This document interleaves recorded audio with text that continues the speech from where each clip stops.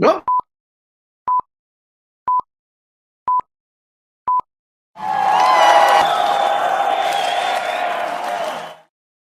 Woo! Success sauce! It's here. I'm looking live at the Success Sauce Comcast. Intro music. Woo! Easter time. We're going. You ready for the holiday, Mike? I'm ready, Jack. You ready? I'm ready.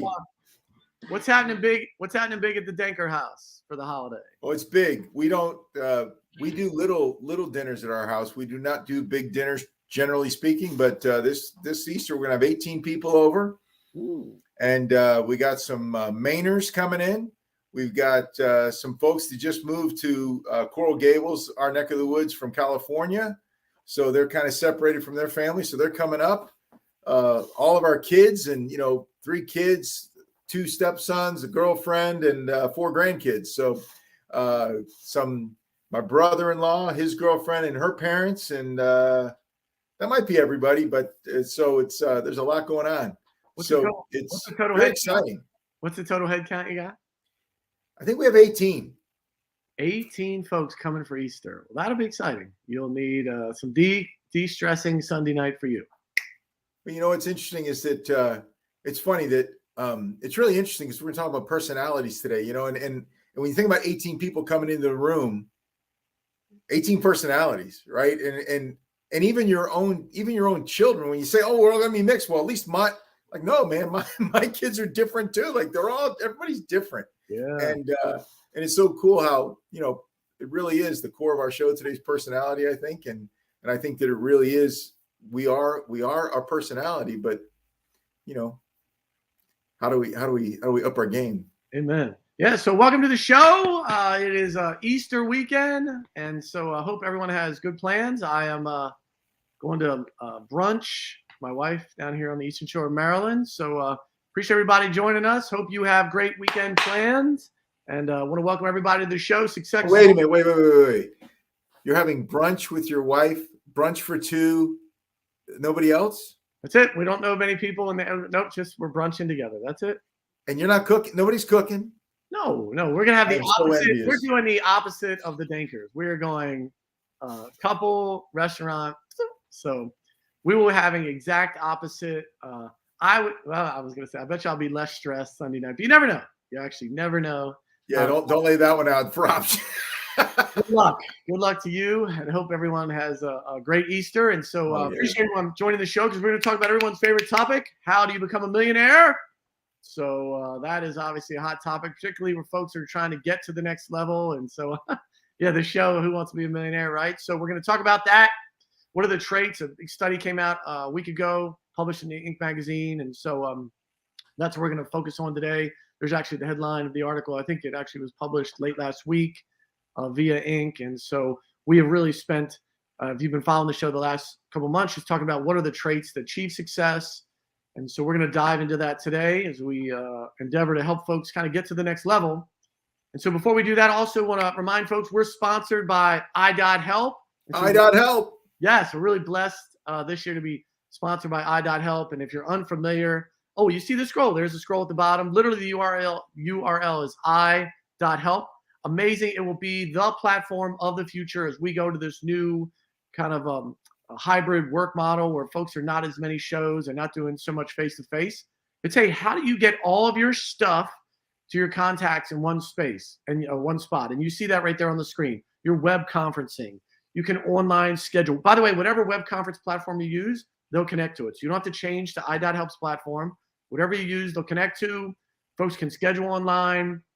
You can do electronic payments, send those large files. We've all sent an email when the file's too big and it gets kicked back to us. You can actually upload files on I.Help and share them.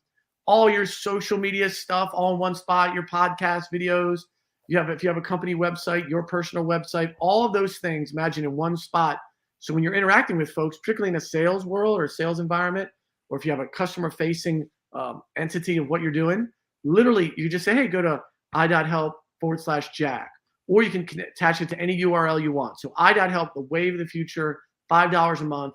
Thank you so much for sponsoring the show. Go to i.help, I always say, get your tagline now, get your URL so no one takes it. You can be i.help/Jack and no one has to take it. Down the road, you'll have to be Jack is great or #1 Jack. So go to i.help, give up, what do they always say, a Starbucks coffee, and go get your i.help account. Thank you for the folks at i.help for sponsoring the show. Appreciate that. I was just thinking, Jack, do we do it now? Because somewhere in the near future, somebody's going to call it the i.help. And you know that's when you miss the boat. Yeah. And so when your grandma's on looking for the i.help, it means that i.help's super successful, but you missed the boat to find your URL because that boat sailed. So true. Look, folks, what they're doing, all the folks have their account at the bottom of their email. It says connect with me, i.help, or whatever URL it is. And folks can go there and all your stuff, it sounds odd, but all your stuff is in one spot. Amazing platform, amazing idea, wave of the future. Get on now. Don't be one of those people like, I just got my Twitter account. So go get your i.help account, $5, invest in yourself. What is that? 5 times 12, $60 a year. Go do your thing. Amazing, amazing. Good. So appreciate the folks at i.help. And then, the impetus for today's show is I was scrolling through my own personal social media. Inc. Used to be Inc. magazine, but Inc.'s media presence now, I'm not even sure they print the magazine, released this study about success. And it's like, hey, what are the traits that we've been talking about for the last couple of months to make someone a millionaire? What are self-made millionaires? What are the 5 top traits that help folks be a millionaire? And so that kind of fit right in with what we've been discussing for many, many weeks here. And so, wow, we should deep dive on it because that's what particularly young folks are like, how do I get there? Because the stat is, it's actually in the article, half of Americans tell pollsters that they want to become rich. Half of Americans are obsessed, quasi-focused on the dynamic of being rich. And what a better segue than to say, here are the 5 traits that'll help you be rich, right, Mike? Like those, what a great, that's a question you get from at least half the population. And it makes sense because, some of them, conscientious is one of them, the ability to do what you say and say what you do. It's one of those things that we hear that in our 20s and we go, what do you know? What do you know? What do you know? And then sure enough, the people that really become famous for being really rich, they're also famous because people do business with them on a handshake. People do business with them on what they said they were. They said they're going to show up. They expect them to show up and they'll bank on them showing up. And that's that conscientiousness. When you say you're going to do something, do it. Yeah. And if you if your reputation says you're somebody that gets it done most of the time, you're not setting yourself up to be one of these millionaires. Apparently half of everybody wants to be. Yeah. And I would say for folks that are maybe just tuning in for the first time, when we talk about success, which is really been the focus of the show, hey, how do you get to success? We don't really talk about money because sometimes the money doesn't bring the success, right? Folks think it's the money and then it brings consternation, or once they have the money, it's not what they thought it would be. And so we've really been talking about, hey, how do you get to whatever you perceive is success or what brings peace in your life? But today we are going to be a little more money focused because the study came out. And so, again, normally the show is not like, oh, how do you get all the money you want? Because I just want to say up front as our disclaimer, the money doesn't necessarily bring happiness. So if you are one of those people you think it does, plenty of stories out there on the internet.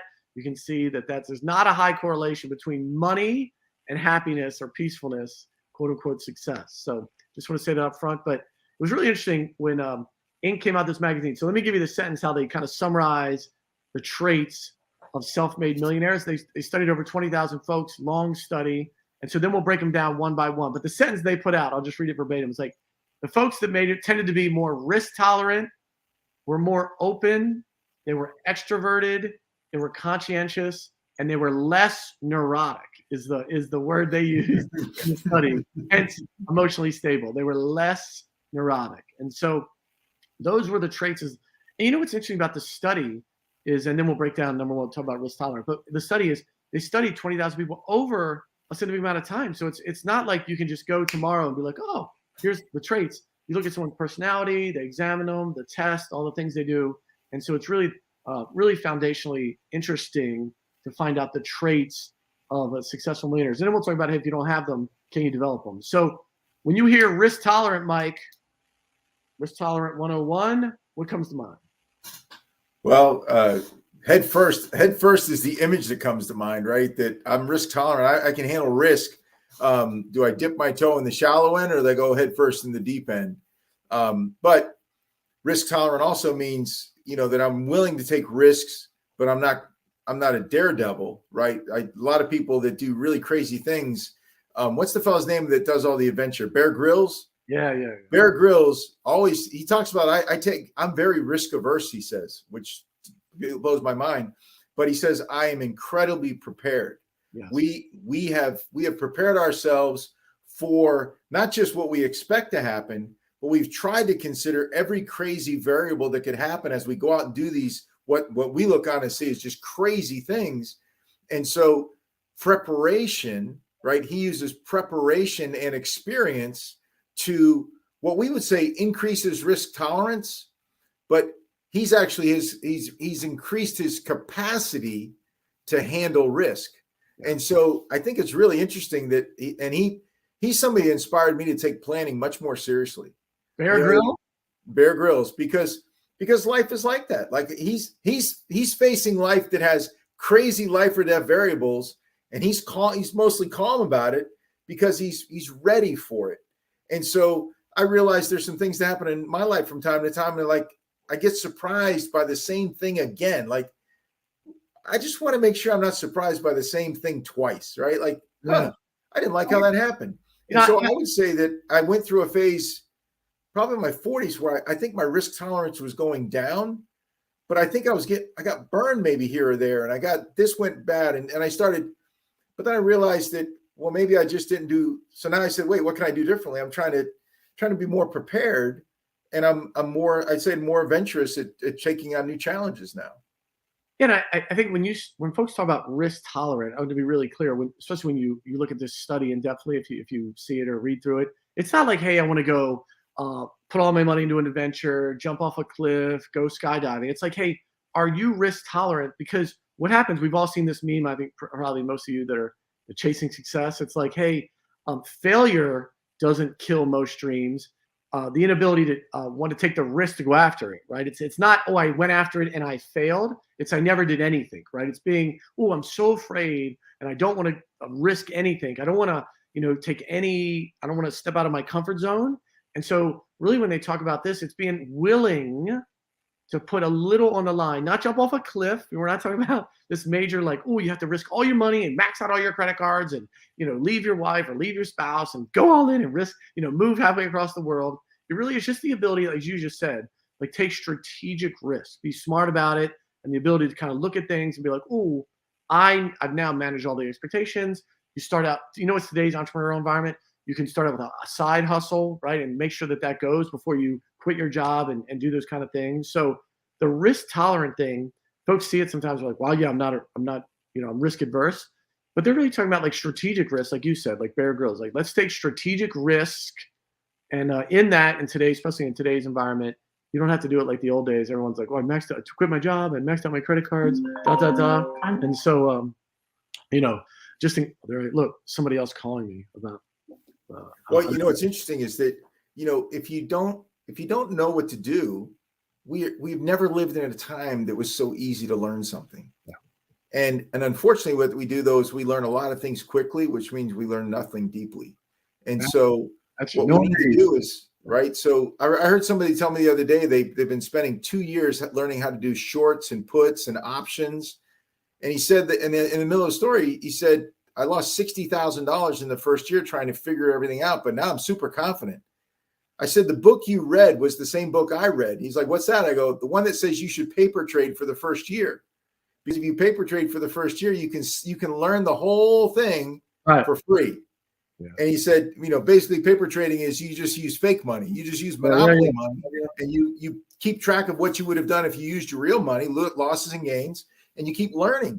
And but the guy that wrote that book says in the next sentence, I know you won't do it. He goes, I highly recommend paper trading to everybody that takes my class. I know you won't do it. And so it's such a you get the big win. You get the big win in the paper, and you're like, oh, it could have been real, right? So. Right. And it's like, yeah, but the big loss is coming because you don't know everything yet, right? So if we took the time to really learn whatever we think the gap is, there's never been a time in history where you could, whatever you think the knowledge gap is in your life, you could conquer that knowledge gap faster, deeper, with more input from more expert sources than ever before.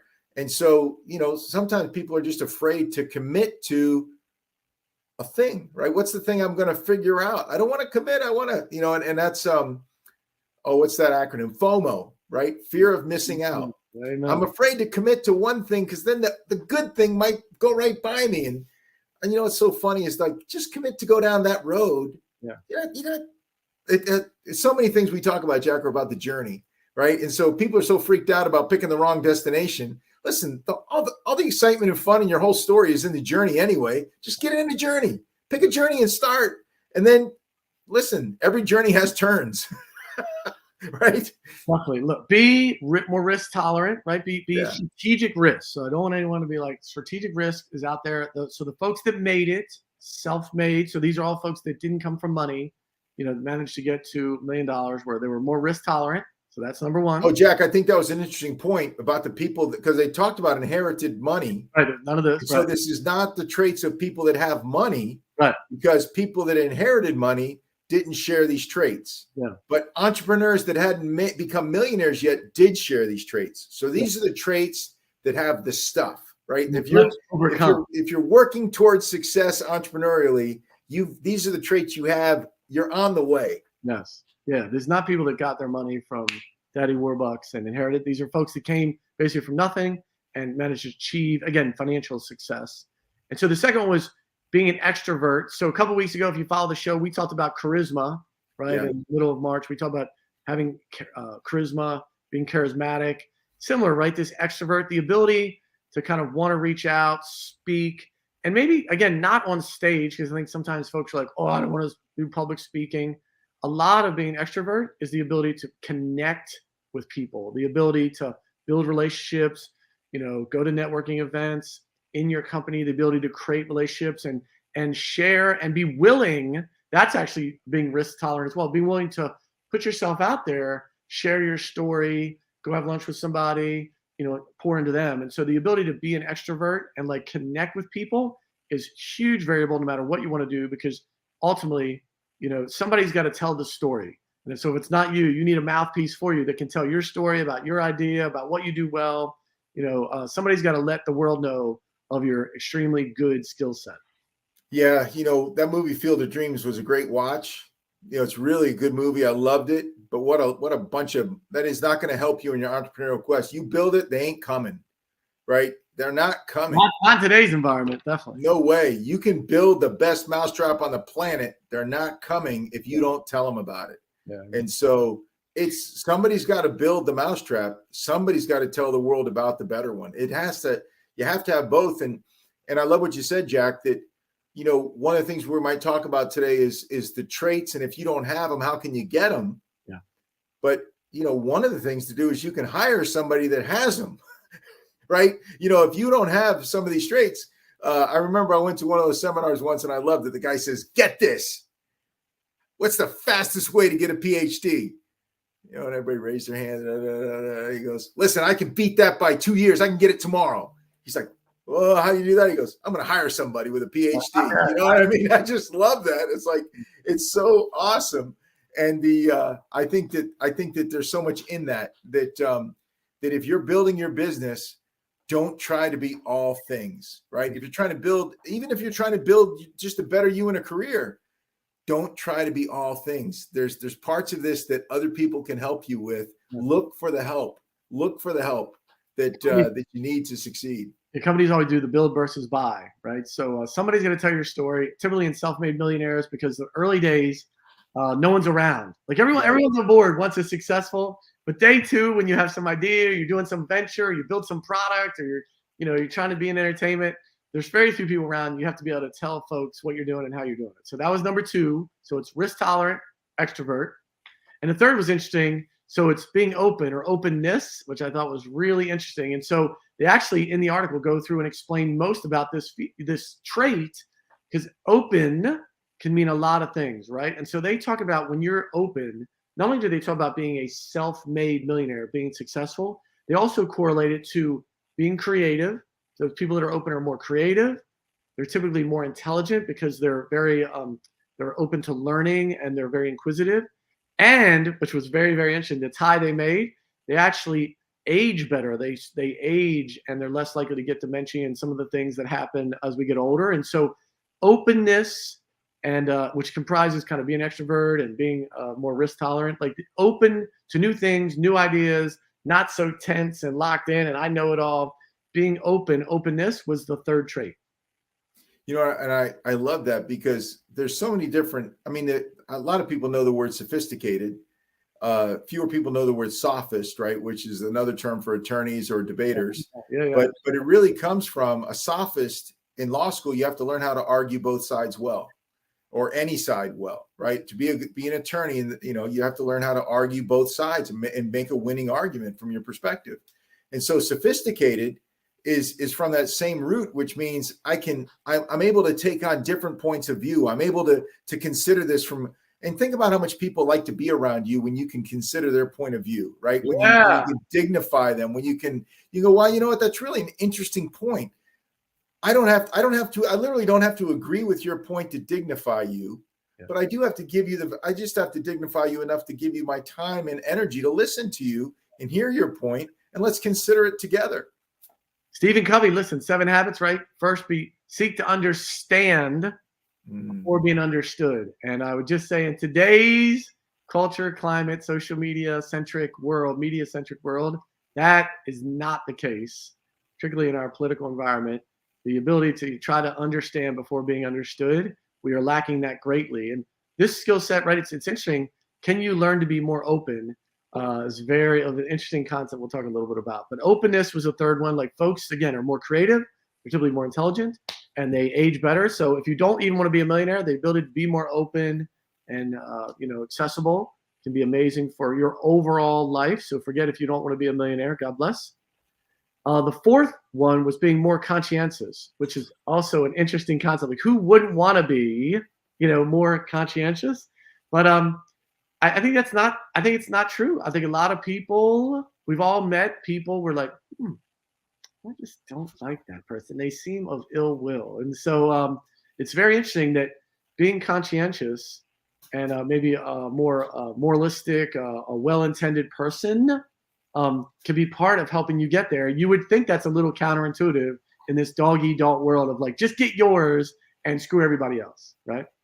Well, a little bit in the article, it's not as much about moral compass as it was about say what you do. Like, are you a person of your word, right? I mean, you could be doing all anyway. We may not be morally aligned, but are you somebody that you say you're going to do it by Tuesday? Are you going to get it done by Tuesday? And are you willing to sacrifice to meet your commitment? And I think that's we're all willing to meet commitments that don't require sacrifice. Yeah. Like, I think that like nobody said, I'll be there by Tuesday. I'll have it done by Tuesday 5. No problem. Nobody meant not to get it done. But in the middle, somewhere 3 days, 2 or 3 days from now, you're like, well, this came up, or somebody had free concert tickets, or I got a chance to go to dinner with so-and-so. And well, if you made a commitment, the person that's conscientious may say, sorry, I made a commitment. I can't go to that concert. Yeah. I'm sorry, I made a commitment. I can't do that thing that I would love to do, but I'm going to have to sacrifice that to make sure I meet my commitment, that conscientiousness. And so it's funny that you're not conscientious 20 seconds before the deadline, right? You're conscientious from the time you made the commitment to the time you fulfill the deadline, right? It's one of those things that you can't. I'm a guy that used to cram in college a lot, right? I read on a door, somebody wrote on the door, if it's not due in 24 hours, it's just not due. That became my anthem in college, but that's not the way life works, right? Too many curveballs, life isn't like college. College, you can maneuver pretty easily compared to life. But in life, the stakes are much, much higher. And you're dealing with people that you're dealing with a lot of different variables. And so when you say I'm going to do it, there's a lot, you're saying a lot, but I was thinking about this the other day. The people that are rich, the people that I know, and the people when I think about rich, I can't, I'm millionaires, but rich is, 100 million, $1 billion, and And there's some people in the mix that I see and know, not dinner tonight, but I know, and I realize that their word is their bond. Yeah. And it seems like they've got nothing but free time sometimes in their life. Like, oh, I'm doing this, I'm like, how do you do all that? Like, but if they said they were going to be someplace on a Thursday and it meant not going to Paris, they're going to be wherever they said they were going to be on Thursday. Well, you know what's interesting too? We started the year when we started this new series about goal setting, right? We started the year about, hey, what are your goals and goal setting? And I think one of the things that sticks with me during that process, we had a series of guests on. We had about 8 guests on that talked about goal setting and the elements of it and how it works and goods and bads. And it's certain, we did do women do it differently and people with ADHD and long-term goals and short-term goals. And one of the things that stuck with me always about that is having the emotional maturity to like know the goal you set is not the right goal and be able to realign it. And so part of this conscientious was also like, hey, it's not, just to be really clear, it's not like set a goal and no matter what, go to it, even if it is in not your best interest, it's not your family's best interest. But if you're conscientious enough to articulate back to people, hey, the goal we set last quarter is not going to happen, owning that's what we're lacking as society, like owning the process. It's not saying, hey, lock in forever, no matter what, you have to do everything you just said. If you realize along the way, like Gary Vee's big on this, right? If you realize along the way, hey, this is not great, it is really mature and conscientious to like, hey, we're going to pivot now. I'm going to let everyone know. And you take the blowback that comes with it. It's okay. Like, because we as a society try to like deflect. Ooh, I'm changing. I didn't want to do it. It wasn't real, right? And just the ability to own it and be peaceful and confident. What's crazy about that, it just draws people because we're in such a society where people want to deflect and not really, own their stuff and want to blame others and, what have you, change the topic. The ability to just own it, describe why, and articulately tell folks is amazingly powerful and actually draws people in way more than folks feel like, oh, I did something wrong, everyone's going to hate me. Just not the case, right? I agree with that 100%, Jack. And I just want to add to that, the time you realize you're not going to meet your commitment is so rarely the time you tell the other party, right? And so that when you realize that moment is the highest value time to communicate to them. Yeah. And the value diminishes greatly as time passes. And if you tell them in the 11th hour, when you knew in the first hour, you blew an opportunity to use words like mature, responsible, right? That those are so true that you can miss. But if they find out you knew this 4 days ago and you didn't tell me till now it's just going to pile on. So really you can't put this off and make it better. Yeah. And it's not going away. So when you realize probably not going to make this commitment, you should definitely pick up the phone, send an email, text in that moment, right? To bring them up to speed, because that professionalism will also, it's not as good as meeting your commitment, but sometimes when you meet most of your commitments and that's the way that you handle a miss, the most professionally way possible, it's not a miss anymore. Yeah, what do they say? Characters revealed during challenging circumstances. Characters revealed, right? It's not made. And so, just a quick sidebar. I just encourage folks normally success of the 4 we'll talk about a quick sidebar. It's like doing the opposite. Folks around me all the time hear this. Like when we feel like, oh, I want to hide this and not tell people. It's exact. You're trying to get there. Doing it opposite draws people. They know you're open and honest and vulnerable because we all are. We all make mistakes. We all have insecurities, and the ability to share that, people typically are very drawn to that. Not everybody. There will be some people that want to take your head off, but most people are like, "Ooh, I didn't love the outcome, but Bob was very honest about it. Mary told me right away. She owned it. And typically that creates a bond. If you think about your friendships, your best friends are all folks that went through the drama with you, not the folks who were around during the good times. And so encourage folks to be conscientious, go through the tough times together. And that openness, which was the one above it, right? So risk tolerant, extrovert, openness, conscientious, being open and sharing. This didn't go well. We're pivoting here. Can be very, very, very endearing, right? And then Jack, I got one more thing on that. I think it's so important that we both talk about, if you put it out, when you share a truth about yourself with other people, when you do the sharing, that means it won't hurt you when somebody else does. But if you try to hide and listen, the truth's coming out. If it comes from you, it's Obama wrote the book. I just remember Obama, like whatever came out about Obama, he said, it's in the book. I already said it. All right. And so it was less damaging to have told the truth. Oh my God. We're down. Right? And the truth, and the Bible says the truth will set you free. Yep. Right. And we don't believe it. I've said it to myself, like, yeah, it might, but not this time. But then I go, all right, I'll do it anyway. And I tell the truth. And it's not like you mentioned, what'd you call it? Blowback. Listen, I've shared the truth and gotten tremendous blowback, but I recovered and everything was better on the other side of the blowback than if I would have avoided the blowback somehow. It would. Listen, get in front of it quick. Get in front of it. Good word. Somebody that came out of the recovery world, the recovery world is amazing. If you've already said it out loud in front of a group, giving your testimony, no one's going to use that against you, right? The enemy, the devil, the people against you want to use your secrets against you. If you get out in front of it, right? And politics, we see it where we see it public is politics. If you get out in front of it and say it before the newspaper reports it, you're typically good.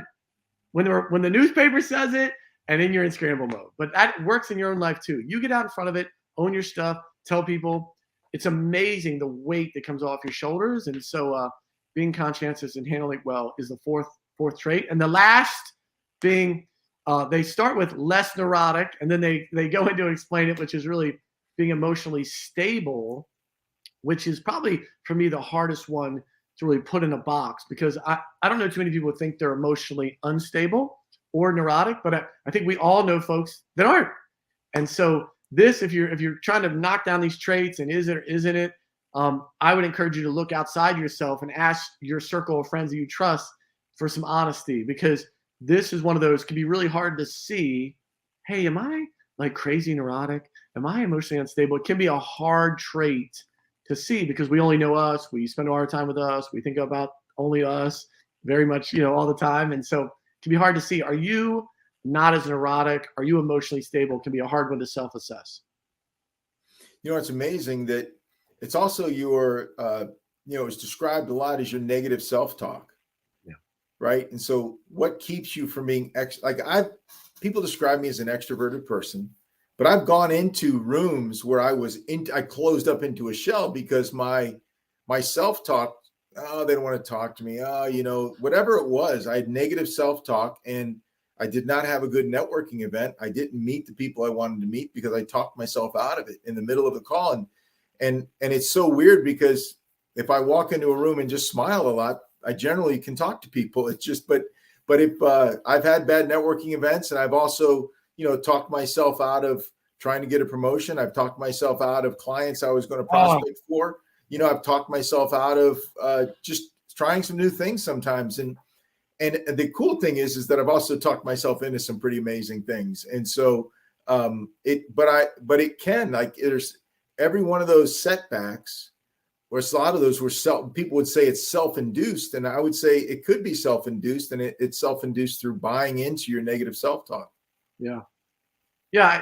This, it's a question they ask. I'm like, hey, are you emotionally stable? Are you less neurotic? And so if you're not sure, I say this to everybody, myself included, encourage you. We have this stigma today. It's come out, like NFL's doing an amazing job of like this, hey, good mental health. Like, how are you anxiety wise? And for years that's had, going to counseling and talking to a psychologist or, whatever you need, a counselor, kind of have a little stigma to it.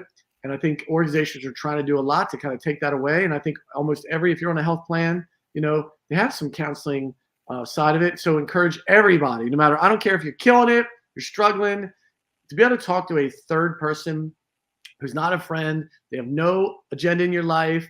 They're neutral as could be. Reaching out and having someone both, share some of the stuff maybe you're going through. They can also help you assess, your emotional stability.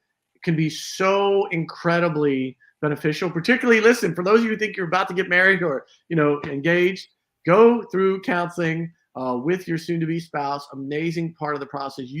Somebody neutrally with no agenda can hear things you've said your whole life, probably to your friends, to your family, to people around you, your coworkers, you all day.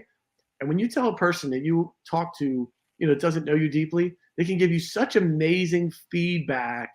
And because they're professionally trained, they can give you some exercises too to help you grow in certain areas. When they see, hey, this is maybe a blind spot of yours, and here's an exercise, or here's something you can do to work on it, can be incredibly helpful. Encourage everyone, if you have any part of your health plan that offers counseling, go do it. It's amazing. And having someone professionally who's neutral talk into your life can be extremely rewarding. Well, you know, two things really important, Jack, that what you said was, one was blind spots.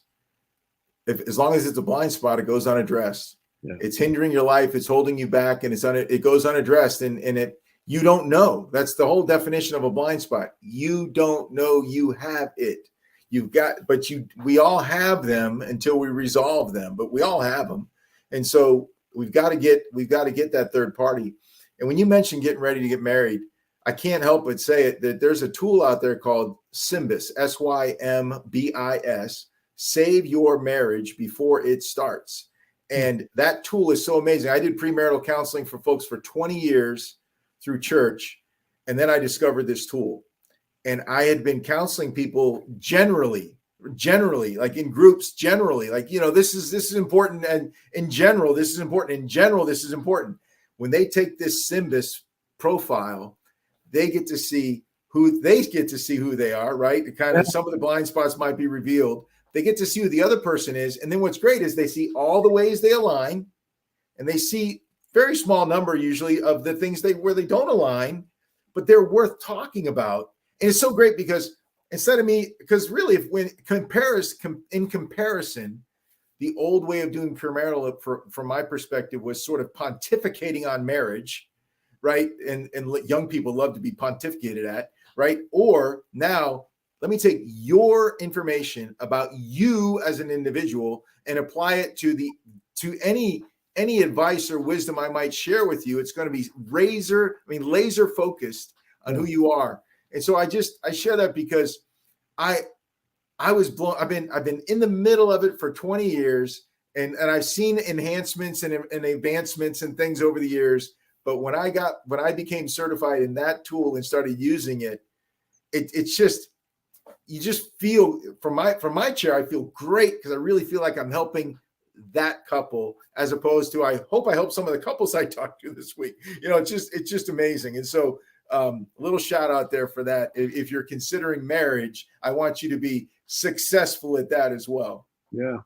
So we would let the 5 in this, again, in this study were risk tolerant, extrovert, openness, being conscientious, and emotionally stable, right? So those, again, that was the 5 traits most indicative of someone who was able to achieve financial success. And then they throw in this little bonus one, just for the record, although they didn't, you know, in the world of doctoral science, it has to be statistically valid.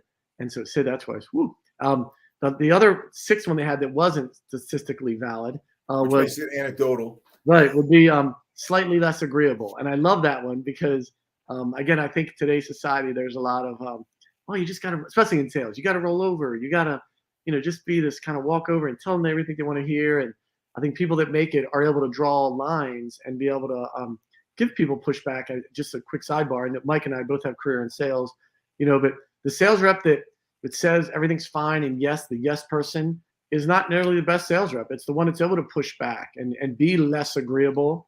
And so that was the kind of the 6th little throw in. They thought, you know, folks that made it out of nowhere were kind of less agreeable. So that was a little bonus they threw in. I think it's super important too, because when you talk about being open, some people are afraid of being open because they're afraid they're going to be influenced and manipulated. And like, well, listen, if you have that seasoned with a little bit of less agreeableness, like, listen, I'm open to what you got to say. I'm going to ask some questions, right? Where I hear something that sounds not lining up with the way I see things, I'm going to point it out. I'm going to ask questions. I'm going to challenge.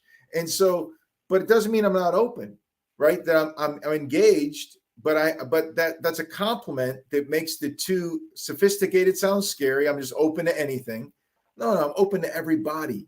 I'm open to everybody. That's what we need to be. It's not open to anything. Let's be open to everybody, right? And then if they say something, we get to ask questions. Don't tell them they're wrong. Ask them some questions where that came from. Like, get to know them. See, you'll learn so much faster about someone saying than actually, what do you think you're going to learn about somebody who goes, I don't agree with you at all. That's wrong. To, that's an interesting point of view. Where do you think the foundations of that are? Yeah, where'd that come from? Right? Where'd that come from? Then you might hear about their childhood. You might hear about their some antics in high school. Who knows? But you never know what you're going to hear from someone when you're trying to discover who they are through some fun questions. Yeah. And as we get near the end of the show, we talked about it along the way, but if you go through these traits, risk tolerant, extrovert, openness, conscientious, emotionally stable, and like, oh, 2 of them are not me. So then the study really goes a long way in talking about, hey, you do have the ability to add those traits. They go into deep dive. They talk about, as much as science can tell you what makes you successful, science also says, although there's some of it's genetic, like they own that, there's part of it you are born how you are. They also talk about, it's been studied ad nauseum, that, hey, you can add character traits. You can add things to your life. You can add skill sets, sometimes in just a couple of weeks. So as much as they talk about these traits, if they're not embedded into you and they're important to you, that being the most important, is it important to you? Like the other day, I had a career thing when one of my mentors in life kind of got to me, and there's some changes going on. He's like, we could go learn from ... That would certainly be different from your core operational model. Contemplate on that for about 2 weeks. I'm like, yeah, I don't want to do that. Like the trait that I was going to go pick up, I'm like, I don't even want that trait. I don't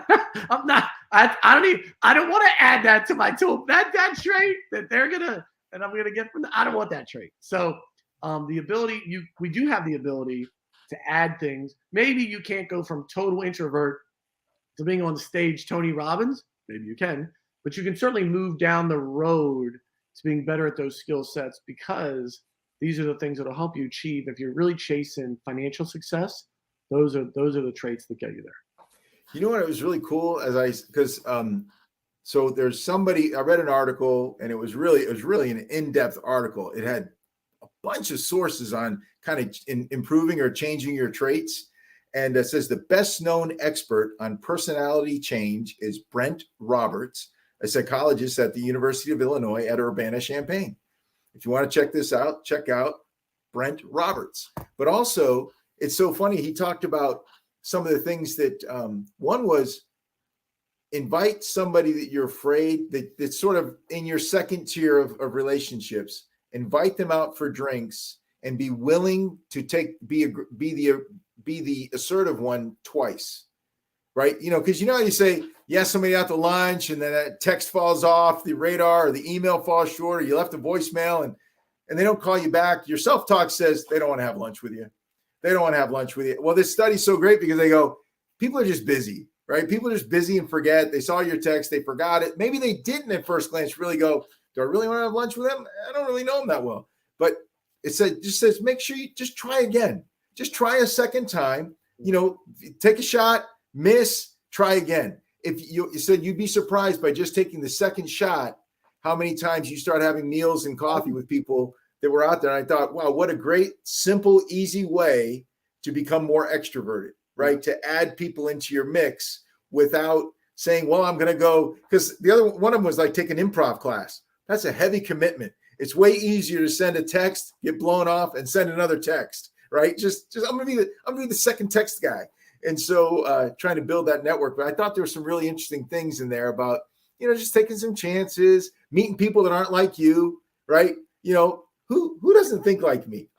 That'd be a really fun person to now get to go know, right? Get to go know. Well, that goes back to openness and being it all kind of, you can see the composite of the successful person, right? They're not going to fall for anything, right? But they're open to new ideas, right? They're out there extroverted, talking to other people, maybe getting new ideas, right? Maybe that's how they get them. And they're also sharing their new ideas. They're not neurotic. They don't have a lot of, they think they're of value. So they feel like they have a space. They walk in like they own the place, which is a good thing to fake. If you don't have it, fake that. Walk in like you own the place, and you're going to be okay. You're going to make friends. You're going to talk to people, right? And there's just these things wrapped together. And what you would feel like if you described anybody that had those things, you go, yeah, if they're not a millionaire, I think they will be. I expect it. Yeah, I want to. I'd love to for this topic. I'd love to wrap with this little story. It's they lead with risk tolerant, and I would just say when I was younger, I was in a business class, and they were talking about what makes an entrepreneur, right? And there were all these definitions, all of them fair, on the chalkboard at that time, whiteboard, all these names, adjectives, what create. So this is a 90-minute exercise, brainstorming, right? It was really interesting. It sticks with me all the time. All of them were true. These are all traits of successful entrepreneurs, blah blah blah. But it was like the ability to take the risk, right? Everyone has good ideas. Everyone has 5 good ideas, right? And it's the ability, do you really want to chase that, right? Do you believe it so much and know that the upside of it? And that's why I think the study leads as well with risk tolerant. Like, hey, you can go chase something. And that's what I want folks to take from the show is that all the other things are great. You have 1 or 2 things that you love that's been on the back of your mind for a while. I just want to encourage you again, as Mike and I started the show with, you can go chase those dreams and not have to sacrifice your whole life for it and see if it has merit. It's called the side hustle. Can you gain momentum behind it? And just want to encourage folks, way better to do that and, again, fail 3 times than be laying on your deathbed and be like, I wonder if that was a good, you know what I mean? And so just want to encourage folks of those, be willing to take a little risk in a way that you feel like is beneficial, strategic risk, as Mike mentioned. And so that would be the biggest takeaway as you try to fulfill your financial dreams. There's a high correlation. I said it's a high correlation between risk and reward, right? And so there's not a lot of money in things everybody's doing. So it is going against the grain a little and trying to find your little island that works for you. And so I think you'll find it to be extraordinarily rewarding, even if it's not financially rewarding the first time out, because folks typically have to start 2 or 3 companies before they make it, right? You learn every single time, right? And that's how you make progress to get to the money. They didn't say first time out of the gate to be a millionaire. It's having these traits: risk tolerant, extrovert, openness, conscientious, emotionally stable over a period of time, which makes you a self-made millionaire. Yep. Somebody said the other day about fulfillment, which success is one way to define is self-fulfillment. Yeah. Right. And it said the 3 components of self-fulfillment were meaning, community, and purpose. Right. And so, it's interesting that it's in the journey, right? It's in the journey. And there's one thing I just want to share that it's just been resonating in my head lately. I tell myself this now. I go, Mike, you have all the resources you need, and all the people you need to know to take the next step. Yeah. And I'm going to find the resources and the other people I need along the way. But there's never a time I don't have what it takes to make the next step. With the internet, you can get to anybody too. You can get to anybody, right? You can literally, the most famous person, go to Twitter, you can hit them up directly. It's amazing. So you can get to, if you feel like you can't, you can get to these days, you can get to anybody if you got to have it. So, it's so true. Somebody told me once, they said, Mike, did you get this done? I go, I just couldn't. And their response was, I guess it just wasn't important enough. Yeah. And the opposite of that is, if you make it important enough, it is possible. Yeah. If you make it important enough, it is possible. Yep. You choose. Well, again, appreciate the link to the article will be in the show. It's on my LinkedIn feed as well. So encourage you to just go look at it. And then it actually has a link to the whole study if you're really interested. But those 5 traits are the things that will get you to be a self-made millionaire as soon as possible. But again, with a little caveat, that doesn't necessarily guarantee happiness or peacefulness, but it could guarantee you a ton of money, right? Which money can make things easier. Good. And so 2 things before we wrap. One is, want to remember I.help. Appreciate our sponsor, I.help. Go to I.help. Set up your I.help account. $5 after you have a couple weeks for free. So go to I.help. The best $5 you're going to spend. Actually, you know what? Go have your Starbucks and get I.help. You can do it. Today's environment. With inflation, $5 is really, it's like $3 in the old days. So go last week. The old days were last week. Go do that. Yes. Totally. And just want to, as we wrap up, as we go toward the Easter holiday, Mike and I both, men of faith, just want to encourage folks to, find some time over the weekend to appreciate the Easter holiday, right? Literally the greatest moment ever recorded in human history, where they reset the clock for this man who walked the earth and, his ascension into heaven. Amazing after 3 days. The most counterintuitive approach to success in history. Yes, to go die for others. So again, without being overly in your face, just encourage folks, if you're unsure, a great weekend to ask questions about your faith life. Not a more amazing weekend that we live in. And so just encourage you to spend some time contemplating that, and and it's okay to be open-minded and less agreeable. It's okay. It's okay. Listen, we have a big God. He can take all your questions. You can be a doubter. You can ask all the questions. God has big shoulders. No one's asking you blindly to jump off the side of the cliff. Amen? You bet. Any last things, Michael, before we go? No, happy Easter. Amen. So much to contemplate. Listen, we will see you next Wednesday. I have no idea what the topic's going to be. Appreciate everyone's great. Appreciate your time and energy. We're out of here. Success sauce. Happy Easter. Woo!